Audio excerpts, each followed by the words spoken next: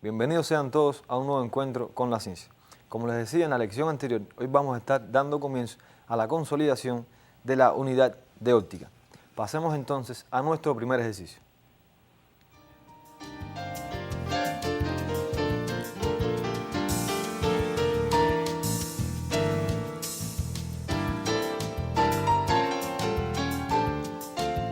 Como pueden apreciar, estamos viendo el título de la unidad, unidad número 8, y la lección 3, consolidación.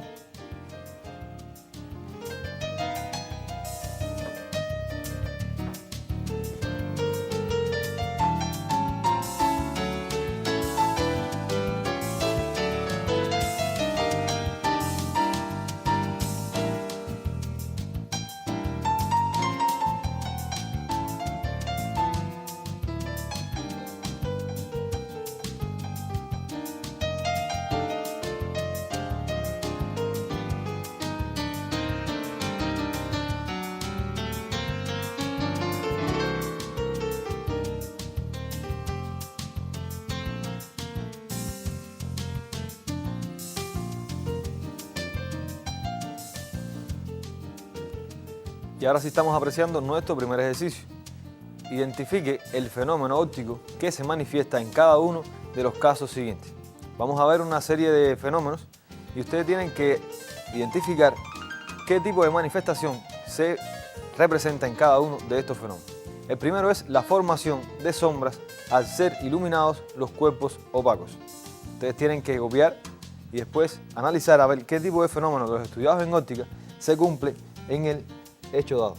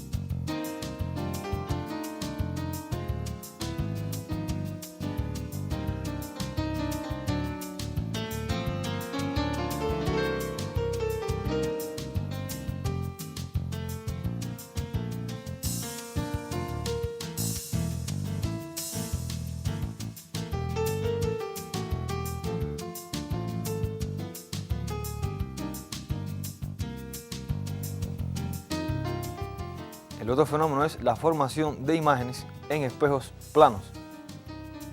Repito, tienen que ver qué tipo de fenómeno se pone de manifiesto en esta experiencia.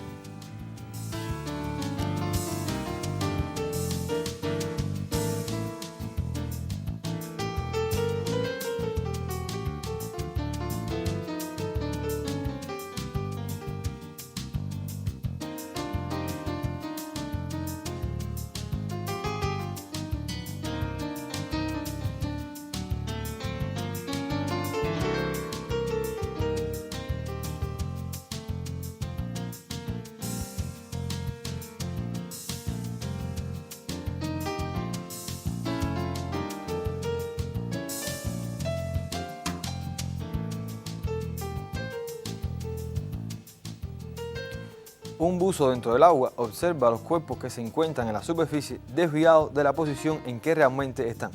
Tienen otra vez nuevamente que interpretar el fenómeno y ver qué tipo de manifestación de las estudiadas en esta unidad se pone de manifiesto.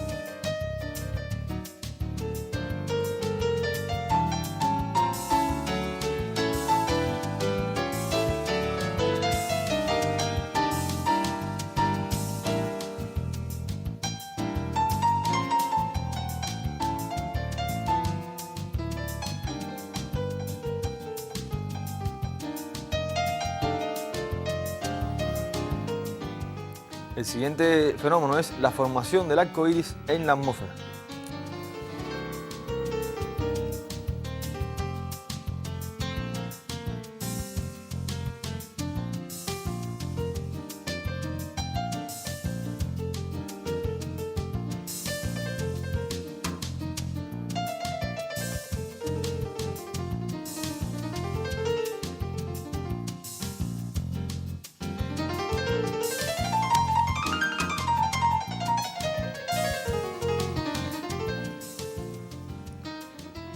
La luz pasa a través de un orificio en el cual se practicó una abertura de menores dimensiones que la longitud de la onda.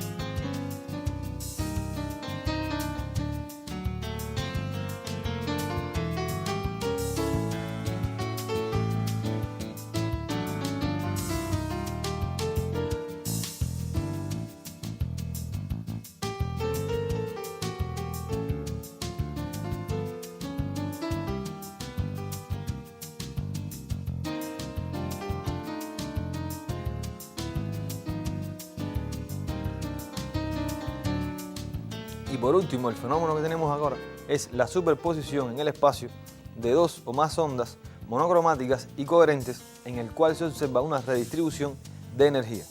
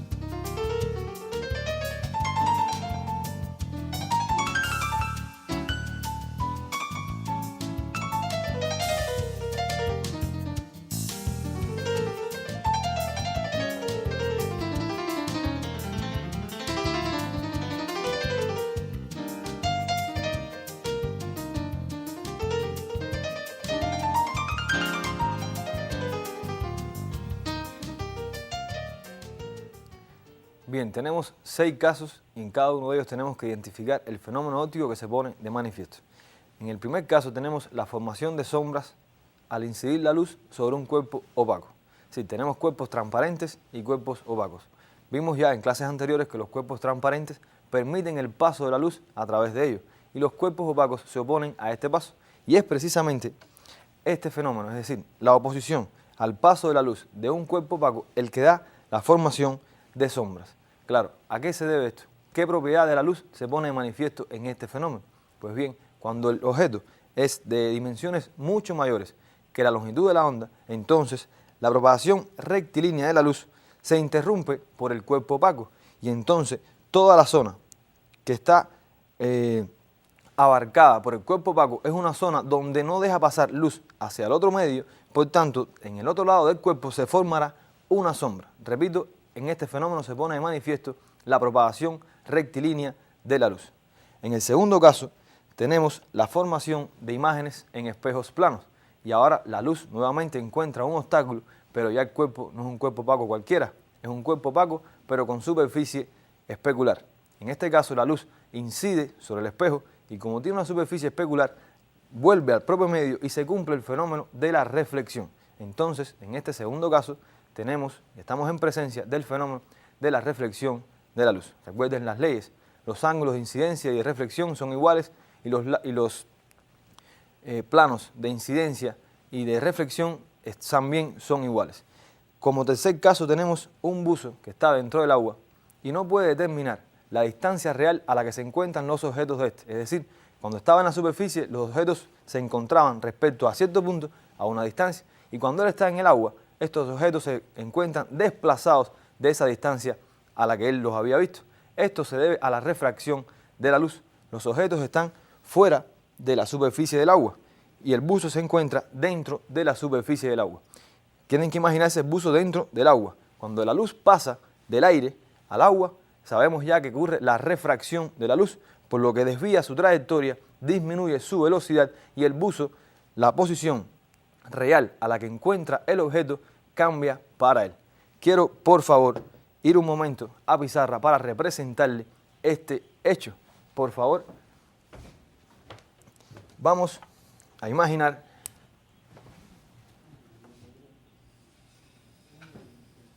que esta es la superficie del agua y aquí está el objeto dentro del medio aire.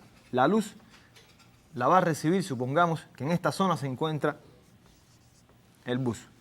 Inmediatamente vamos a trazar nuestra perpendicular a la superficie.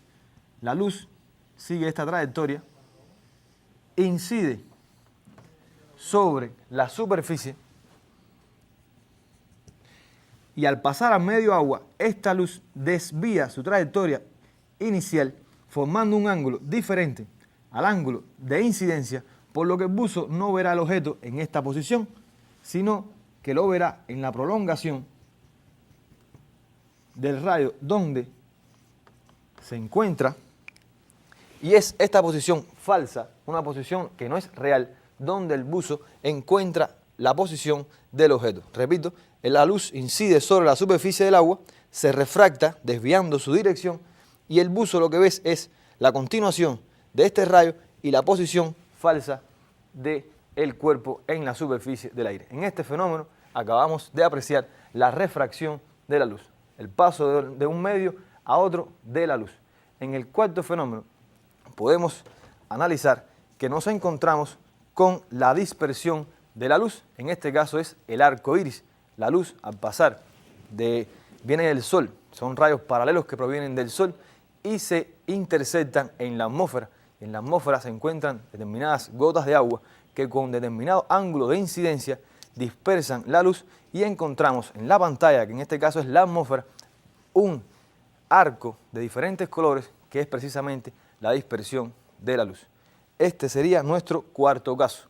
En el caso número 5 tenemos que la luz pasa a través de un orificio de dimensiones menores, puede ser también de iguales dimensiones, a la longitud de la onda. Y en este caso estamos en presencia del fenómeno de la difracción de la luz. Recuerden que la trayectoria cambia, sí, la luz no pasa en línea recta.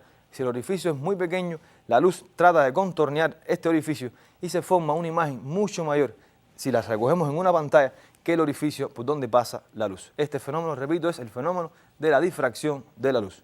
Y como sexto y último caso tenemos la distribución de energía de dos fuentes, en este caso son fuentes coherentes y monocromáticas en cierta región del espacio.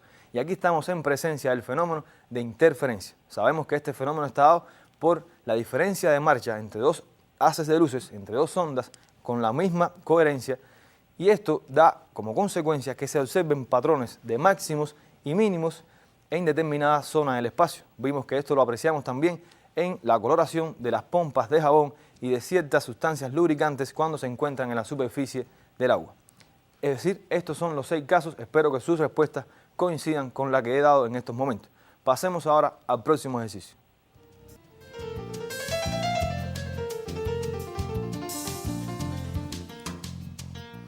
En este ejercicio se plantea que el índice de refracción del agua relativo al aire es de 4/3. Les piden calcular cuál es el ángulo de refracción de un rayo que incide formando un ángulo de 60 grados.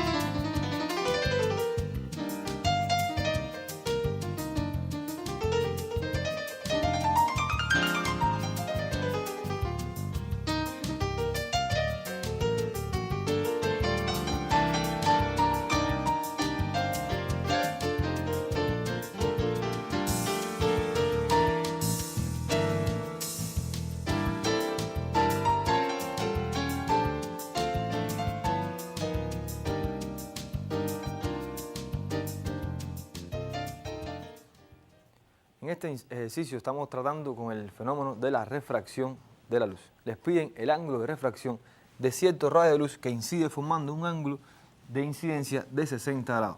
Sí, vamos a escribir nuestra incógnita. El ángulo de refracción de la luz, después de que la luz pase del medio 1 al medio 2. En este caso, el medio 1 es aire y el medio 2 es agua. Vamos a representar nuestro fenómeno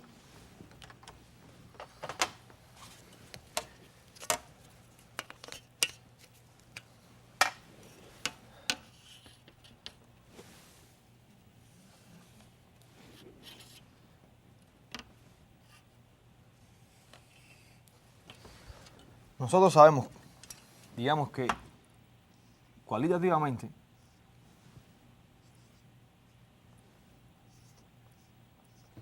que el ángulo 1 y el ángulo 2 en el fenómeno de la refracción no son iguales. Y esto está dado en el cambio de velocidad del rayo de luz cuando pasa de un medio de mayor densidad, en este caso es de menor, o de menor índice de refracción a otro medio de mayor índice de refracción. En este caso nos piden calcular el segundo ángulo y nos dicen que el ángulo de incidencia es de 60 grados. ¿Qué tenemos que utilizar para resolver nuestro problema? Pues bien, es la ley de Snell, la ley que plantea que el índice de refracción de una sustancia en relación con otra, en este caso le brindan el índice de refracción del agua respecto al aire, índice relativo, es numéricamente igual al seno del ángulo de incidencia, ángulo 1, entre el seno del ángulo de refracción. Es esta la ecuación que nos permite calcular nuestra incógnita. Tenemos como valor el ángulo de incidencia 60 grados, también tenemos como dato el índice de refracción relativo al agua y nos piden la incógnita, que en este caso no es el seno del ángulo, sino es el ángulo. Tenemos que buscar el ángulo y después el seno, o disculpen, al revés, primero el seno y después el ángulo. Pasamos nuestra incógnita para el miembro independiente de la ecuación y nos queda que esta es igual a la diferencia entre el seno del ángulo de incidencia y el índice de refracción del medio 2 respecto al 1. Sustituyendo nuestros valores, nos queda seno de 60 grados, que es el ángulo de incidencia, entre 4/3, que sería el índice de refracción del aire, del agua respecto al aire. Y este cálculo nos posibilitará determinar el seno del ángulo de refracción y, por supuesto, con el valor del seno podemos hallar también el valor del ángulo. Hasta aquí el ejercicio. Tenemos que concluir que la luz cambia su dirección, cambia su velocidad de un medio a otro y que esta es la ley fundamental que describe el fenómeno de la refracción. Estamos listos ya para pasar a un próximo ejercicio.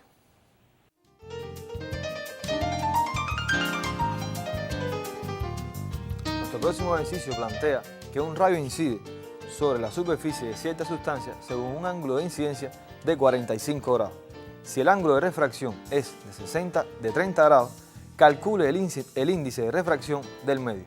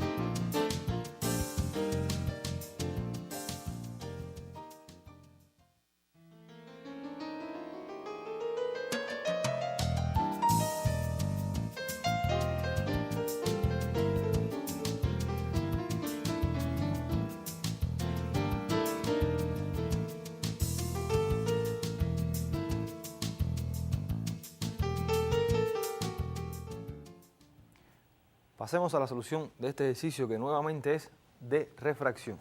Tenemos como incógnita el índice de refracción del medio en el cual un rayo incide con un ángulo de 45 grados y se refracta con uno de 30 grados. Volvemos a la ecuación fundamental que plantea que el índice, en este caso el índice relativo, es igual al seno del ángulo de incidencia entre el seno del ángulo de refracción. 1 y 2 tenemos incidencia y refracción respectivamente.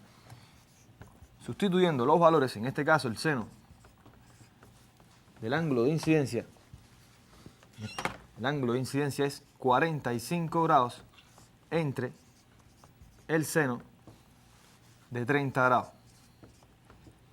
Tenemos que el seno de 45 grados es raíz de 2 sobre 2 y el seno de 30 grados es 0,5. Esta división, raíz de 2 sobre 2 entre 0,5, nos da un valor de 1,41. Quiero decirles y recordarles que la unidad en que se expresa el índice de refracción no existe, es decir, es una magnitud adimensional, no tiene dimensiones, ya que es la división de dos ángulos, de dos senos, de dos ángulos, no hay dimensión, 1,41. Y esta es la cantidad de veces que la luz viaja con una velocidad menor respecto a otro medio, es decir, si es respecto al aire y al agua, la luz viaja 1,41 veces menor en el agua que en el aire respecto a su velocidad. Pues bien, estamos ya listos, después de resolver este ejercicio, a pasar a otro ejercicio.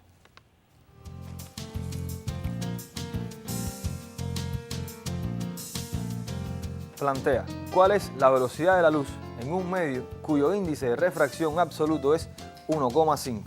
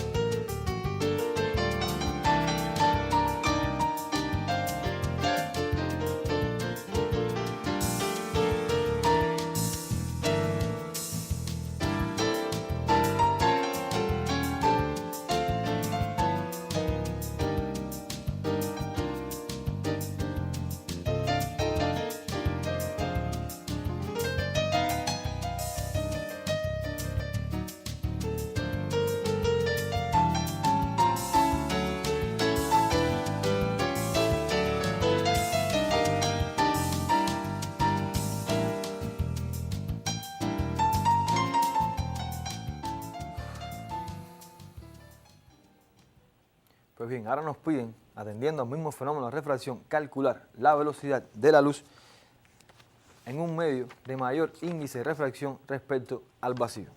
¿Por qué sabemos que es respecto al vacío? Porque nos plantean calcular el índice de refracción, o disculpen, nos plantean que el índice de refracción absoluto es de 1,5. Sabemos que el índice de refracción absoluto es respecto al vacío.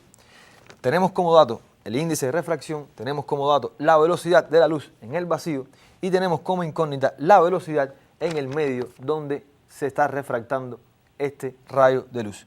Pues bien, volvemos, en este caso la interpretación no la hacemos a través de los ángulos, sino la hacemos a través de la variación de la velocidad de un medio respecto a otro, o de la luz en un medio respecto a otro, y tenemos que el índice absoluto es igual a la razón entre la velocidad de la luz y la velocidad de la luz en el medio donde se está refractando.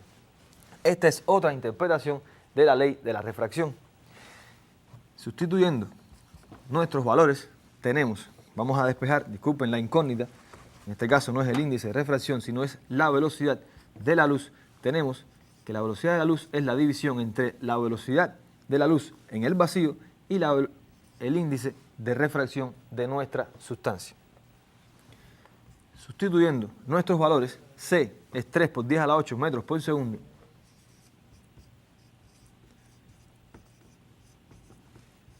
y lo dividimos entre el índice de refracción, que también es un valor dado de nuestro problema, y esto nos da un valor 1,5, sí, 3 entre 1,5 nos da un valor de 2, y como estamos hablando de una potencia de 10 a la 8, se mantiene y queda 2 por 10 a la 8 metros por segundo. Pues bien, la luz al pasar del vacío al medio en cuestión, que en este caso tiene un índice de refracción de 1,5, disminuye su velocidad hasta un valor de 2 por 10 a la 8 metros por segundo.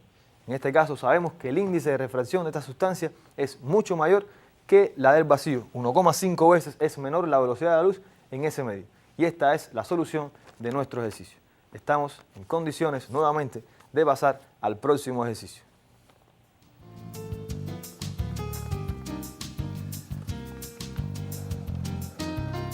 Dos focos coherentes, S1 y S2, que se encuentran separados a la distancia de 5 milímetros, emiten luz de longitud de onda igual a 5 por 10 a la menos 7 metros. Si la pantalla está colocada a una distancia de 6 metros de la fuente S1, ¿qué se observa en el punto A? ¿Un máximo o un mínimo de interferencia? A continuación vamos a ver el esquema de representación de esta situación. Copien primero el enunciado y después pasen a la respuesta.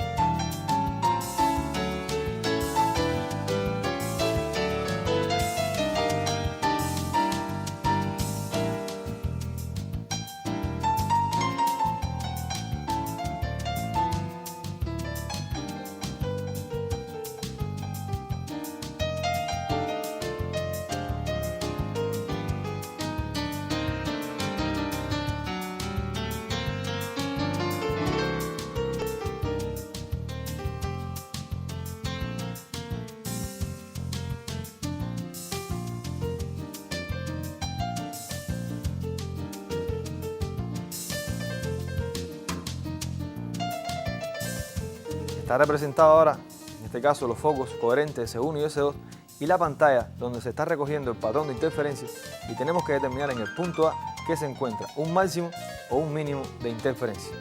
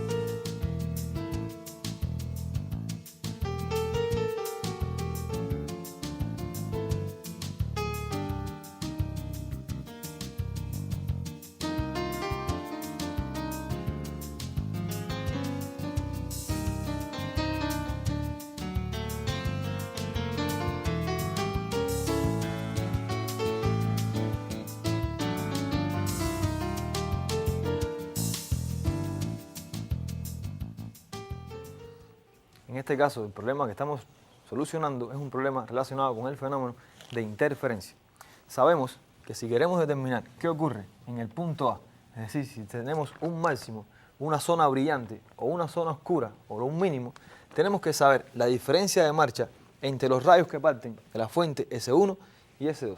Sabemos que hay una interferencia porque nos plantea el problema que las fuentes son coherentes y son fuentes monocromáticas, de una misma frecuencia, lo que provoca que oscilen en la misma fase y que su diferencia de marcha sea constante en el tiempo. Ahora, para saber si en el punto A hay un máximo o hay un mínimo, tenemos que saber cuál es la diferencia de marcha entre los rayos S1A y entre el rayo S2A. Lo he denotado, para simplificar, con el rayo D1 o el rayo D2. Si la diferencia de marcha entre estas dos ondas es un número entero en este caso, sabemos que el número entero lo vamos a denotar con la letra M, puede ser un número entero o puede ser un número semientero. Si el número es entero, entonces tenemos que coinciden en el punto A los valles de las dos ondas, por tanto hay un reforzamiento de esta intensidad, un reforzamiento de la amplitud y hay una zona brillante en el punto A. Si es lo contrario, si hay un número entero de semilongitudes de onda en el punto A, entonces tenemos un mínimo de interferencia, coinciden, con otras palabras, los valles y las crestas y se anulan las amplitudes en esos dos puntos, por lo que encontramos una zona de oscuridad. No llega luz, no hay zonas de brillo en ese punto A. Por tanto, tenemos que determinar qué valor tiene M en esta ecuación. Delta D la vamos a denotar como la diferencia de marcha entre esas dos ondas. Por supuesto, sabemos que delta D no es un dato de nuestro problema. Nuestro problema plantea que la longitud de la onda es igual a 5 por 10 a la menos 7 metros. Plantea también que la distancia de S1 a A, que ya tenemos denotada con D1, es igual a 6 metros. Y nos plantea también más nada. No hay más nada que plantear en este problema. Nuestra incógnita ahora es si el número entero de longitudes de onda es o no para dar un patrón de interferencia en el punto A. Por tanto, vamos a buscar M. Tenemos que M es igual a la diferencia de marcha entre la longitud de onda. ¿Cómo podemos calcular la diferencia de marcha? Pues bien, sencillo, aplicamos Pitágoras en este triángulo, que es un triángulo rectángulo. Buscamos el valor de la diferencia de marcha, lo dividimos entre la longitud de onda y cuando ustedes realicen estos cálculos en su libreta, tenemos muchos ejercicios que solucionar, espero que ustedes los hagan por sí solos, nos da un valor de M igual a 4. Entonces estamos en presencia de un número entero de longitudes de onda, por lo que en el punto A habrá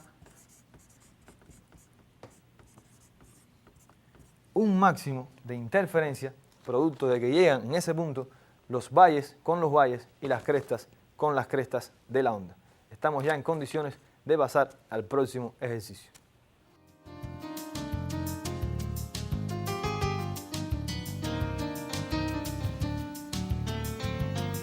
El próximo ejercicio plantea en qué se diferencia la luz polarizada de la luz natural.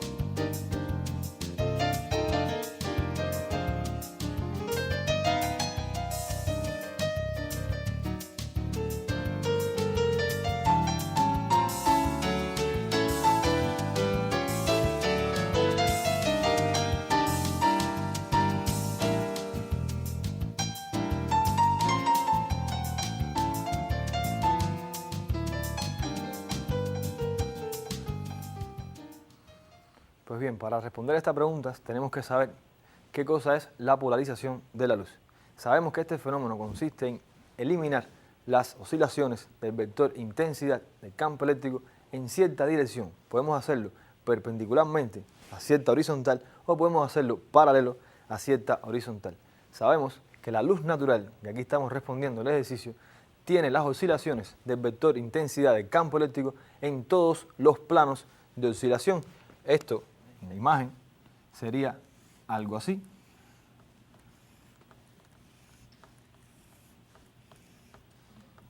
Todas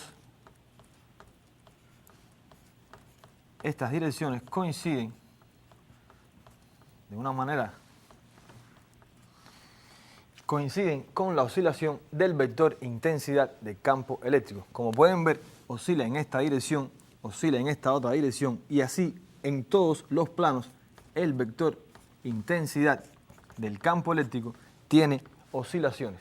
Ahora bien, esto es para la luz natural. En el caso de la luz polarizada, inmediatamente que interponemos un cristal polarizador con un eje de polarización, entonces eliminamos todos los vectores que oscilen en otro plano y solamente pasan los vectores que oscilan en un plano. Y esta es la respuesta de nuestro ejercicio.